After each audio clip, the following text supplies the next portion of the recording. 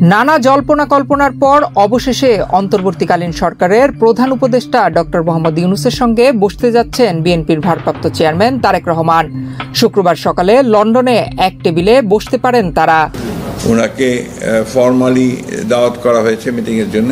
এটা আপনার 13 তারিখে 9টা থেকে 11টা পর্যন্ত লন্ডন টাইমে এই সময়টা দেওয়া হয়েছে আর কি। আমরা প্রত্যাশা করছি যে এটা বাংলাদেশের যে রাজনৈতিক যে সংকটগুলো আছে এগুলোকে কাটিয়ে উঠতে একটা পজিটিভ ভূমিকা রাখতে পারে এই সাক্ষাৎকারটা। বাংলাদেশের রাজনীতিতে এখন সবচেয়ে গুরুত্বপূর্ণ বিষয় হচ্ছে আগামী শুক্রবার সকালে লন্ডনে ডক্টর মোহাম্মদ ইউনূসের সঙ্গে বিএনপির ভারপ্রাপ্ত চেয়ারম্যান তারেক রহমানের বৈঠকের প্রসঙ্গ। এই প্রসঙ্গ নিয়ে রীতিমতো রাজনীতিতে তোলপাড়।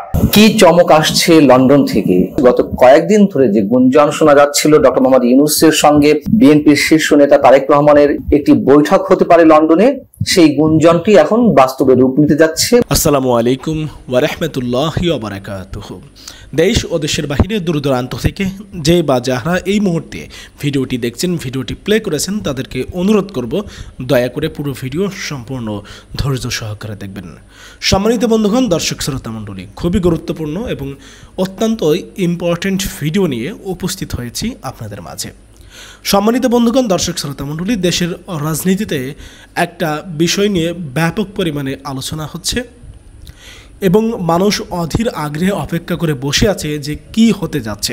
আপনারা সকলেই অবগত আছেন যে শুক্রবার লন্ডনে প্রধান উপদেষ্টা ডক্টর মোহাম্মদ ইউনূস এবং বিএনপির ভারপ্রাপ্ত চেয়ারপারসন তারেক রহমানের মধ্যে একটা বৈঠক হবে এবং এই বৈঠক নিয়েই নানা উদ্দীপনা, নানা আগ্রহ মানুষের মধ্যে দেখা দিয়েছে।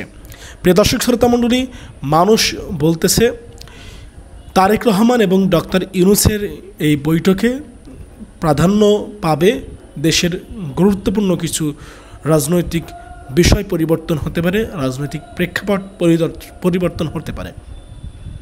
প্রিয় দর্শক শ্রোতা মণ্ডলী, আসলে তারেক রহমান এবং ডক্টর ইউনূসের বৈঠকের মধ্যে কি হতে যাচ্ছে, কি হবে, তারেক রহমান এবং ডক্টর ইউনূসের এই বৈঠক হলে কি পরিবর্তন আসতে পারে দেশের রাজনৈতিক অঙ্গনে, সেটা আমরা কয়েকটা বিশ্লেষণ সূত্রে জানার চেষ্টা করব। আশা করি সঙ্গে থাকবেন পুরো ভিডিওটা জুড়ে আমাদের। আসসালামু আলাইকুম। বাংলাদেশের রাজনীতিতে এখন সবচেয়ে গুরুত্বপূর্ণ বিষয় হচ্ছে আগামী শুক্রবার সকালে লন্ডনে ডক্টর মোহাম্মদ ইউনূসের সঙ্গে বিএনপির ভারপ্রাপ্ত চেয়ারম্যান তারেক রহমানের বৈঠকের প্রসঙ্গ। এই প্রসঙ্গ নিয়ে রীতিমতো রাজনীতিতে তোলপাড়।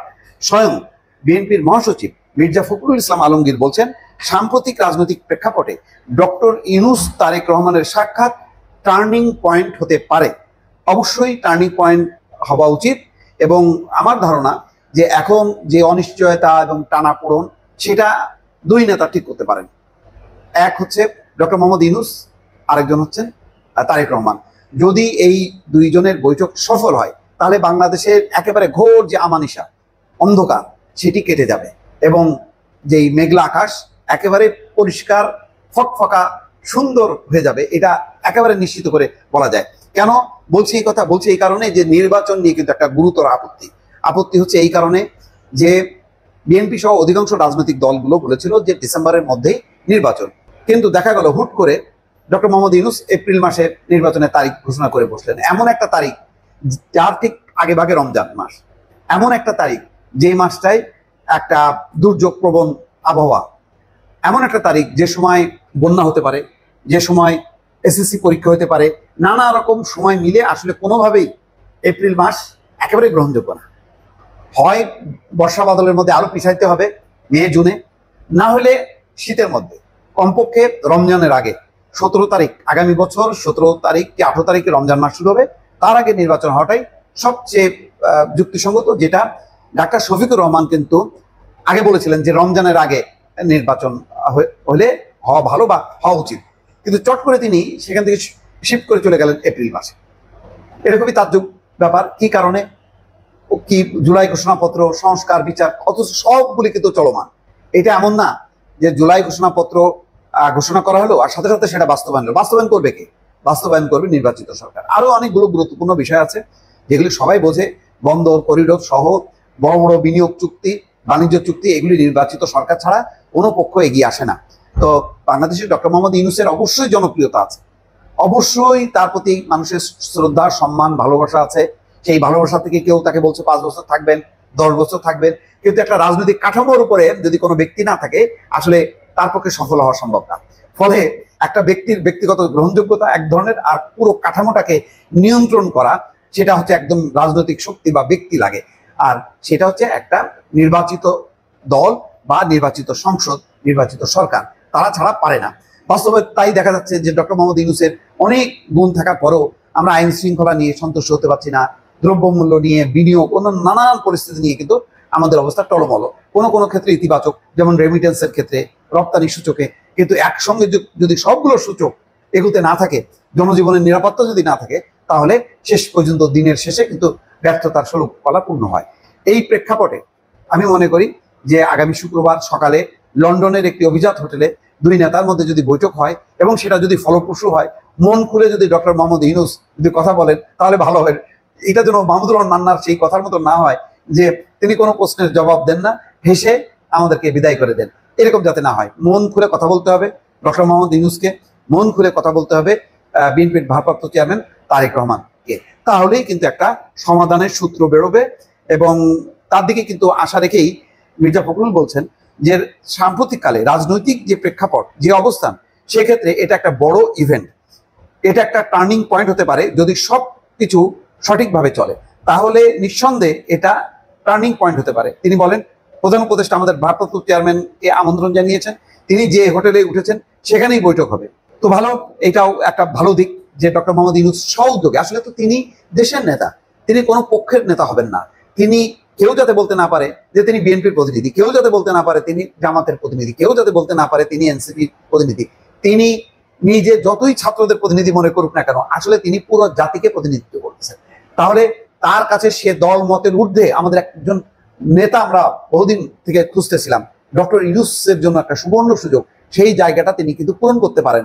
তিনি সব কিছু বোঝায় সুঝায় দায়িত্ব দিয়ে তিনি তার নিজের আপন গতিতে, আপন জায়গায় যদি ফিরে যান, সারা দেশের মানুষ আমৃত্যু বা মৃত্যুর পরেও তাকে কিন্তু স্মরণীয় বরণীয় করে রাখবে, মনির কোঠায় তাকে জায়গা দেবে, এবং সেই জায়গাটাই পাওয়া উচিত ডক্টর মোহাম্মদ ইউনূসের।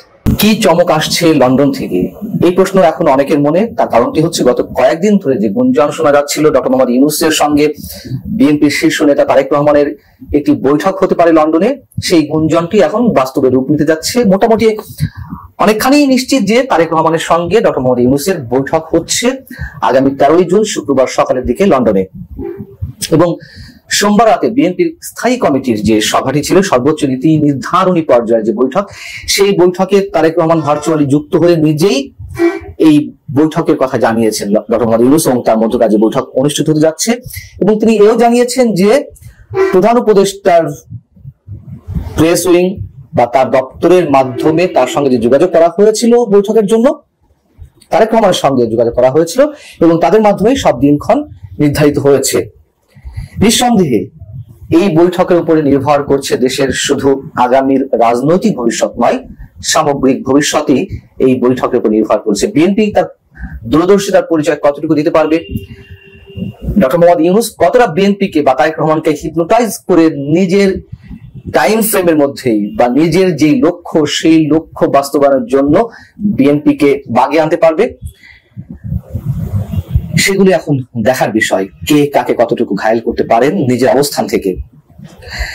এবং যেটি জানা যাচ্ছে যে বিএনপির পক্ষ থেকে বা তারেক রহমানের পক্ষ থেকে আগামী ফেব্রুয়ারিতে নির্বাচন অনুষ্ঠানের জন্য দাবি জানানো হতে পারে, এবং সেখানে তারা অনড় থাকতেও পারেন, তারেক রহমান অনড় থাকতেও পারেন।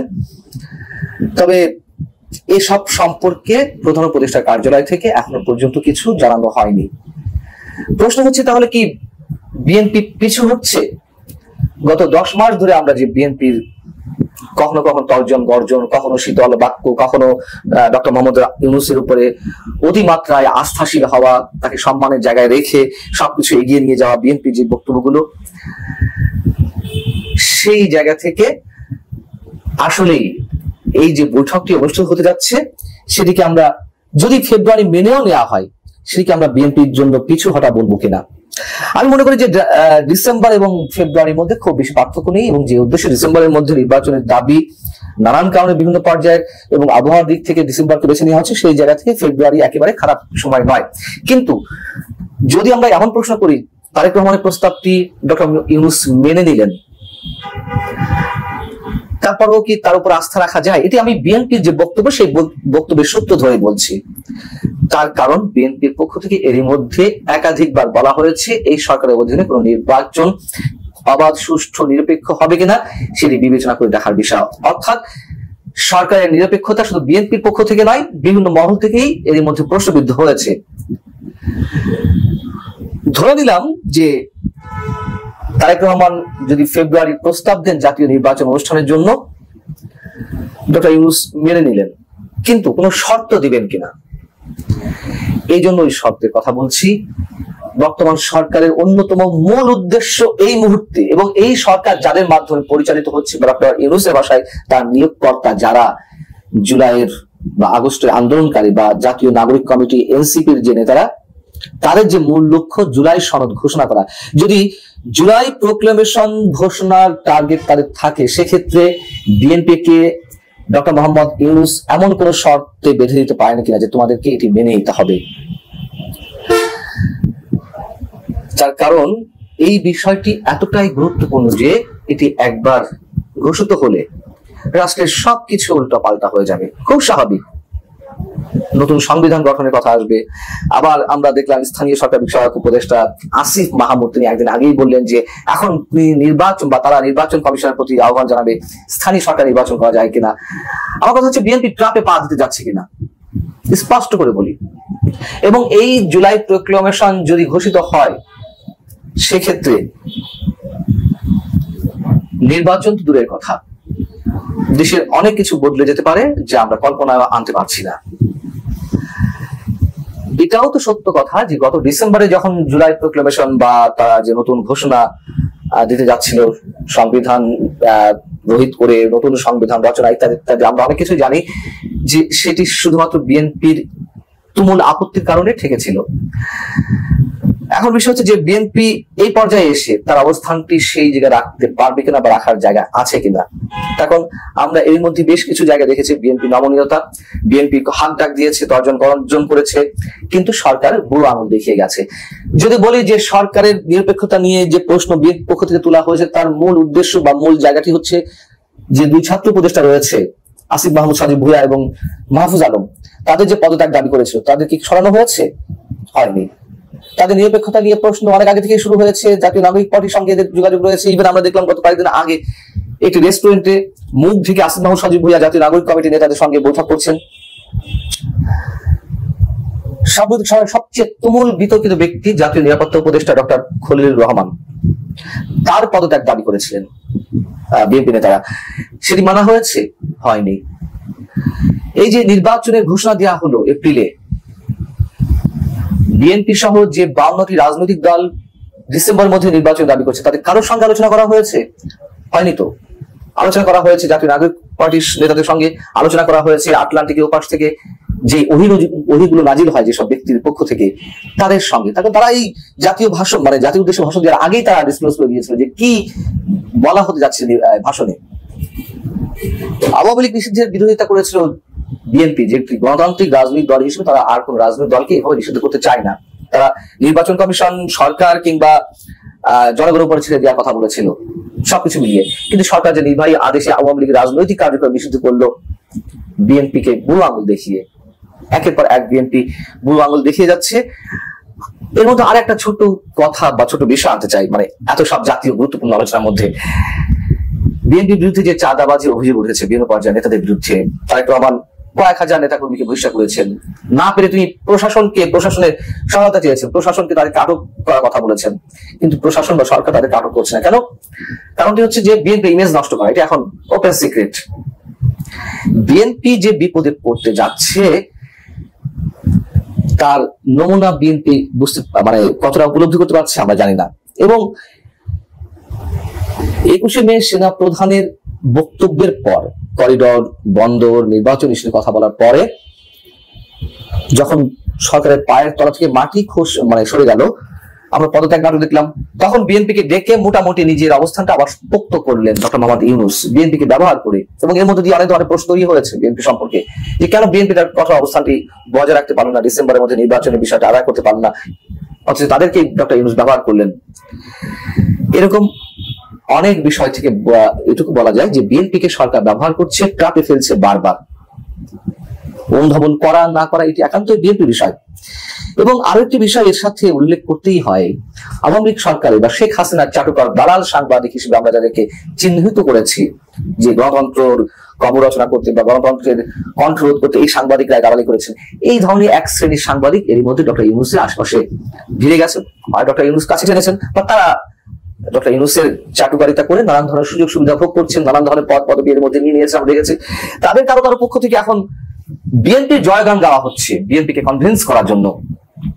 বিএনপি দূরদর্শী সম্পন্ন রাজনৈতিক দল, বিএনপি কতটা দূরদর্শী সম্পন্ন রাজনৈতিক দল তা আগামী তো অচিরেই বোঝা যাবে। এবং এপ্রিল যে নির্বাচন হচ্ছে, সেই নির্বাচনের বিরোধিতা যারা করছেন, বুঝতে হবে তারা ফ্যাসিস্ট শক্তির অনুসারী বা ফ্যাসিস্টদের ক্ষমতা আনতে চায়, অর্থাৎ আওয়ামী লীগকে ফিরিয়ে আনতে চায়। কি অদ্ভুত কথা, কথায় কথায় ভারত বিরোধিতা, কথায় কথায় কিছু যৌক্তিক দাবি করলে সেটি আওয়ামী দালালি হয়ে যায়। যাও, এখন এইগুলো বলে বিএনপিকে কাছে টানার একটি চেষ্টা, ঠিক আওয়ামী চাটুকার সাংবাদিক বা দালাল শ্রেণী যা আছে তাদের মতো করে। এখন বিএনপি সিদ্ধান্ত নিতে হবে আসলে বিএনপি কি করতে যাচ্ছে। যদি সত্যি মনে করে থাকে দেশের স্বার্থে, তার দলের স্বার্থে এটি করা প্রয়োজন, বিএনপি করবে, নচেত করবে না। আমার কথা হচ্ছে, এই মুহূর্তে এই বৈঠকটি ডক্টর মোহাম্মদ ইউনূস এবং তারেক রহমানের মধ্যকার যে বৈঠক অনুষ্ঠিত হতে যাচ্ছে, সেটি দেশের আগামী সামগ্রিক ভবিষ্যতের জন্য একটা দিক নির্দেশনা হয়ে আসতে পারে। সেটি নেগেটিভ হোক, পজিটিভ হোক, বাকি সিদ্ধান্ত নিশ্চয়ই তারেক রহমানের দূরদর্শিতার উপরে। ইউনূস তারেক বৈঠক কোন পথে বাংলাদেশের আগামীর রাজনীতি, এই প্রসঙ্গটা নিয়ে আপনাদের সামনে এই মুহূর্তে কথা বলবো। আপনারা জানেন যে ইতিমধ্যে অন্তর্বর্তীকালীন সরকারের প্রধান উপদেষ্টা ডক্টর ইউনূস তার সফর সঙ্গীদের নিয়ে লন্ডনের পথে আছেন। আজকে দিনে তিনি লন্ডনে পৌঁছাবেন। মূলত তিনি লন্ডনে কিংস চার্লস হারমোনি অ্যাওয়ার্ড নেবার জন্য লন্ডনে গেছেন এমনটাই বলা হয়েছে, এবং সরকারের তরফ থেকে আরো বেশি বাড়িয়ে যেটি বলা হয়েছে যে এটি হচ্ছে সরকারি সফর। সরকারের তরফ থেকে বলা হচ্ছে এটি ব্রিটিশ সরকার এটি সরকারি সফর হিসেবে ঘোষণা করেছেন, এবং পারলে বলা হচ্ছে যে এটি একটি দ্বিপাক্ষিক সফরও। এবং সফরটি আসলে দ্বিপাক্ষিক কিনা কিংবা দু দেশের মধ্যে সরকারি সফর কিনা, এটি পরিষ্কার হতে আজকের দিনটা লাগবে, তারপরে বোঝা যাবে এটি সরকারি সফর কিনা। আচ্ছা, সরকারি সফর হোক আর যেটি হোক না কেন, এই সফরটিকে সরকারের তরফ থেকে খানিকটা গোপন সফর কিংবা খানিকটা কনফিডেন্সিয়াল সফর হিসেবেও ঘোষণা করা হয়েছে, বা এটি খানিকটা লুকা সফরও বলতে পারেন। কারণটা হচ্ছে, সরকার প্রধান বা রাষ্ট্রপ্রধানের সাথে সফর সঙ্গীরা যখন যান কোনো দেশ সফর করতে, তাদেরকে সফর সঙ্গীদের অন্ততপক্ষে সফর সূচির একটা শিডিউল দিয়ে দেওয়া হয় কমপক্ষে 2-3 দিন আগে। কারণ সরকারি কাজে অংশগ্রহণ করবার পাশাপাশিও সফর সঙ্গী যারা থাকেন তারা হয়তো ব্যক্তিগত বিভিন্ন কাজকর্মটা একটু সাজিয়ে নেন, হয়তো আত্মীয় স্বজন আছেন, বন্ধু বান্ধব আছে, তাদের সাথে দেখা সাক্ষাৎ কিংবা কেনাকাটা, শপিং ইত্যাদি বিভিন্ন কিছু একটা সাজানো গোছানোর ব্যাপার আছে। কিন্তু মজার বিষয় হলো যে সোমবার সন্ধে 7:30টায় ডক্টর মোহাম্মদ ইউনূসের ফ্লাইট শাহজালাল বিমানবন্দর ত্যাগ করেছে। সোমবার দুপুর পর্যন্ত সফর সঙ্গীরা আসলে জানেন না বা জানতেন না যে সফর সূচিতে কি আছে। এমনকি এই যে যাত্রাপথে আছেন, তারা যাত্রাপথেও জানেন না যে সফর সূচিতে আসলে কি আছে। কাজেই এটি একটি কনফিডেন্সিয়াল সফর, এটি বলার অপেক্ষা রাখে না। এটিকে সরকারি সফর বলা হচ্ছে, কিন্তু মূল বিষয় যে প্রিন্স চার্লস হারমোনি অ্যাওয়ার্ড গ্রহণ, এছাড়া আমার কাছে মনে হয় আরো কোনো বিষয় আছে, আরো কিছু বিষয় আছে। যেমন বাংলাদেশের একটি প্রধান রাজনৈতিক দল বিএনপি, বাংলাদেশ জাতীয়তাবাদী দল বিএনপির ভারপ্রাপ্ত চেয়ারম্যান তারেক রহমান বিগত প্রায় 17 বছর লন্ডনে নির্বাসিত জীবনযাপন করছেন। এবং নির্বাসিত জীবনযাপন করছেন। আওয়ামী লীগ সরকারের আমলে তার নামে বিভিন্ন মামলা ছিল, মামলার সাজা ছিল, যার কারণে তিনি দেশে আসতে পারেননি। আওয়ামী লীগ সরকারের পতন হয়েছে আজকে 10 মাস হয়ে গেছে, আমরা 11 মাসে কথা বলছি, আর 1 মাস পরে 12 মাস মানে 1 বছর হবে। আজও লন্ডনে অবস্থানরত তারেক রহমান দেশে ফিরতে পারেননি। এটি কিন্তু রহস্যজনক ব্যাপার। আওয়ামী লীগ সরকারের পতন হলো, বলা হয় যে আওয়ামী লীগ সরকারের কারণেই তারেক রহমান দেশে ফিরতে পারেননি, আওয়ামী লীগ সরকার চলে গেল, তারপরে তারেক রহমান কেন দেশে ফিরতে পারছেন না? রহস্য, কারণ আছে। সেই জায়গা থেকে আমরা ইতিমধ্যে নিশ্চিত হতে পারলাম যে অন্তর্বর্তীকালীন সরকারের প্রধান উপদেষ্টা ডক্টর মোহাম্মদ ইউনূস এবং বিএনপির ভারপ্রাপ্ত চেয়ারম্যান তারেক রহমানের মধ্যে আগামী শুক্রবার 13 জুন লন্ডনে সকালে বৈঠক হতে যাচ্ছে একটি, এবং এই বৈঠকটি নিয়েও খানিকটা অনিশ্চয়তা ছিল, অনিশ্চয়তার দোলাচলে দুলছিল সরকার এবং বিএনপি। মূলত এই বৈঠকটি চাওয়া হয়েছে সরকারের তরফ থেকেই। সরকারের তরফ থেকে বৈঠকটি চাইবার পরেও বিএনপি এই বৈঠকে অংশ নেবে কিনা সে ব্যাপারে দ্বিধান্বিত ছিল। আপনারা জানেন গত ঈদের আগের দিন 6 জুন প্রধান উপদেষ্টা ডক্টর মোহাম্মদ ইউনূস ঈদের শুভেচ্ছা বার্তা দিতে গিয়ে দেশবাসীকে সেই দিন খানিকটা জাতির উদ্দেশ্যে ভাষণের মতো তিনি নির্বাচনের একটা সময়সীমার কথা বলেছেন। সেই সময়সীমা নিয়ে বিএনপির ঘোর আপত্তি ছিল, এখনো পর্যন্ত আপত্তি আছে, এখনো পর্যন্ত আপত্তি দৃশ্যমান আছে। সেই জায়গা থেকে সেদিন প্রধান উপদেষ্টার ভাষণের পরপরই বিএনপির স্থায়ী কমিটির একটি বৈঠক অনুষ্ঠিত হয়। সেদিন 6 তারিখ মধ্যরাতে রাত 9টা থেকে রাত 12টা পর্যন্ত বিএনপির ভারপ্রাপ্ত চেয়ারম্যান তারেক রহমানের সভাপতিত্বে তারেক রহমান ভার্চুয়ালি অংশগ্রহণ করে বৈঠকটিতে অংশ নেন, এবং এই বৈঠকটি থেকে সিদ্ধান্ত হয় যে প্রধান উপদেষ্টা ডক্টর মোহাম্মদ ইউনূস নির্বাচনের যে সময়সীমাটি ঘোষণা করেছেন সেটি বিএনপির চাওয়ার বাইরে, কারণ বিএনপি চাইছিল যে ডিসেম্বরের মধ্যে যে কোনো মূল্যে নির্বাচন দিতে হবে। সেখানে দ্বিমত পোষণ করা হয় এবং বিএনপি কঠোর অবস্থান, প্রয়োজনে আন্দোলনেও যাবে, এমনটাই সেই স্থায়ী কমিটির বৈঠকে সিদ্ধান্ত হয়। কিন্তু পরের দিন ঈদের দিন ছিল, ঈদের দিন 7 June BNP chairperson Begum Khaleda জিয়ার সাথে বিএনপি নেতৃবৃন্দ সাক্ষাৎ করতে যান, এবং সেই সাক্ষাতে গিয়ে বিএনপি চেয়ারপারসন বিএনপি নেতৃবৃন্দকে পরামর্শ দেন যে সরকারের সাথে কোনোভাবেই কঠোর অবস্থানে যাওয়া যাবে না, কঠোর অবস্থানে গিয়ে লাভ হবে না। সেই জায়গা থেকে বিএনপি নেতৃবৃন্দের মধ্যে একটা দ্বিধা কাজ করে, এবং দ্বিধার প্রেক্ষিতে গতকাল 9 জুন রাতে বিএনপির স্থায়ী কমিটি একটি বৈঠক করে তারেক রহমানের নেতৃত্বে, এবং তারেক রহমানের নেতৃত্বে এই বৈঠক থেকে মোটামুটি একটি সিদ্ধান্ত হয় যে কঠোর অবস্থানে যাবে না, এবং তারেক রহমানের যে বৈঠকটি প্রধান উপদেষ্টা ডক্টর মোহাম্মদ ইউনূস চাইছেন সেই বৈঠকটিতে অংশগ্রহণ করবেন। এর তারেক রহমান দেশে আসতে পারছেন না, তারেক রহমানের আগামীর রাজনীতি কি হবে কিংবা বাংলাদেশের আগামী রাজনীতি কি হবে, এই বৈঠকটি কিন্তু অনেকটা নির্ভর করছে। তারেক রহমানের দেশে আসবার সিগন্যালের অভাব ছিল, সোজা কথা যদি বলি সিগন্যাল ছিল না যে দেশে আসলে, যদিও এই মুহূর্তে তারেক রহমানের সকল মামলা থেকে খালাস দেওয়া হয়েছে, সকল সাজা থেকে তিনি এক প্রকার মুক্তি পেয়েছেন, কিন্তু তারপরেও কোন এক অদৃশ্য সিগন্যাল ছিল তারেক রহমান দেশে আসবেন না। ডক্টর ইউনূস বৈঠক করে তারেক রহমানের দেশে আসবার জটটি কি ছাড়তে যাচ্ছে, কিংবা ডক্টর মোহাম্মদ ইউনূস তারেক রহমানের সাথে কি একটি সমঝোতা করতে যাচ্ছেন? কারণ ডক্টর ইউনূস অনেকটা নির্ভর করেছিলেন জামাতে ইসলামের উপরে কিংবা ছাত্রদের নতুন রাজনৈতিক দলের উপরে, কিন্তু বাংলাদেশের বাস্তবতা এই স্বল্পতম সময়ে এটি প্রমাণ হয়ে গেছে যে জামাতের উপর নির্ভর করে কিংবা ছাত্রদের উপর নির্ভর করে ডক্টর মোহাম্মদ ইউনূস অন্ততপক্ষে সেফ এক্সিট পাবেন না। এই সেফ এক্সিট যখন পাবেন না, তখন বড় দল স্বাভাবিকভাবেই মানতেই হবে বিএনপি অনেক বড় একটি রাজনৈতিক দল, দেশের প্রধান দুটি রাজনৈতিক দল আওয়ামী লীগ এবং বিএনপি, এই প্রধান রাজনৈতিক দল বিএনপির উপর যদি ভর না করা যায়, তাহলে প্রধান উপদেষ্টা ডক্টর মোহাম্মদ ইউনূস এই যে বিগত 10 মাসে অসংখ্য বিতর্কিত কর্মকাণ্ড করেছেন, ক্ষমতা দখল করেছেন, অনেক রাষ্ট্রদ্রোহিতার মতো কর্মকাণ্ড হয়ে গেছে। আজকে যদি ডক্টর ইউনূসের সেভ এক্সিট না হয় কিংবা আওয়ামী লীগ যদি হঠাৎ করে চলে আসে, তাহলে কি হবে? রাষ্ট্রদ্রোহিতা হলে কি হয়, সেই ঘটনাগুলো ঘটবে, এবং এই ঘটনাগুলো থেকে রক্ষা পেতেই ডক্টর ইউনূস কি আসলে বিএনপির সাথে তারেক রহমানের সাথে বৈঠক করে একটা সমঝোতায় আসতে চাইছেন?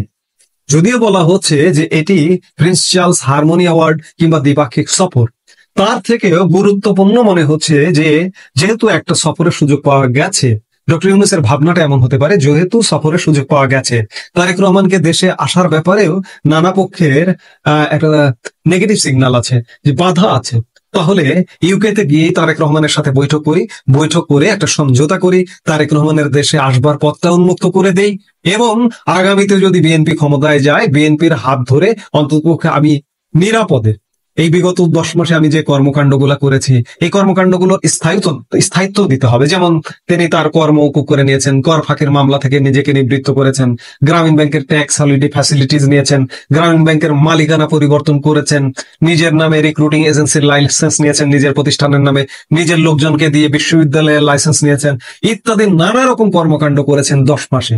এই 10 মাসের এই কর্মকাণ্ডগুলোর অন্ততপক্ষে আগামী 5 বছরের নিশ্চয়তা দেওয়া এবং নিরাপদে থাকা, এই নানান কারণে শেষ পর্যন্ত বিএনপির সাথে, তারেক রহমানের সাথে কিংবা খালেদা জিয়ার সাথে সমঝোতারই একটি অংশ তারেক রহমান এবং ডক্টর ইউনূসের বৈঠক। আমি সব কথার শেষ কথা বলতে চাই, এই সফরটি, ডক্টর ইউনূসের এই সফরটি যতটা না ব্রিটিশ বাংলাদেশ দ্বিপাক্ষিক, যতই বলা হোক দ্বিপাক্ষিক সরকারি সফর কিংবা প্রিন্স চার্লস হারমোনি অ্যাওয়ার্ড নেওয়া, তার থেকেও গুরুত্বপূর্ণ ছিল যে তারেক রহমানের সাথে ডক্টর ইউনূসের বৈঠকটা অনুষ্ঠিত হবে কিনা।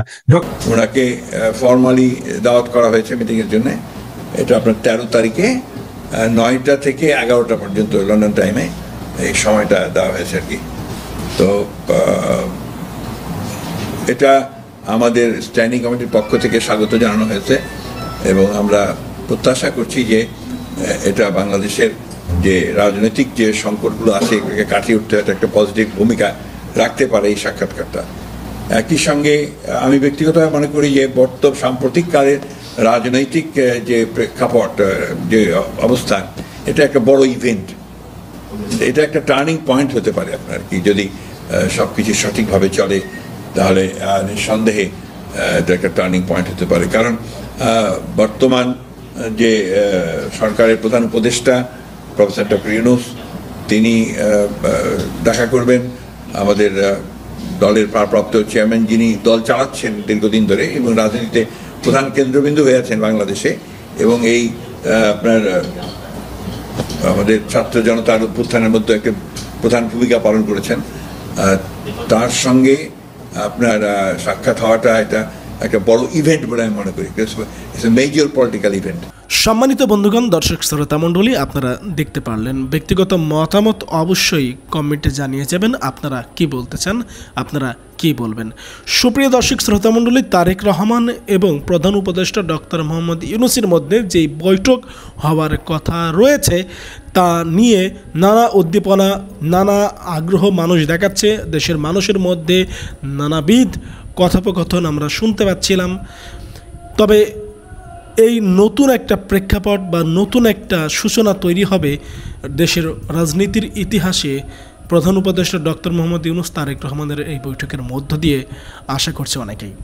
প্রিয় দর্শক শ্রোতামণ্ডলী, কী পরিবর্তন হতে পারে, কোন প্রেক্ষাপট পাল্টাবে তারেক রহমান এবং ডক্টর ইউনূসের এই বৈঠকের মাধ্যমে, কি হতে পারে দেশের জন্য, কি শুভকর হতে পারে, আপনারা কি মনে করছেন সেটা অবশ্যই জানাবেন।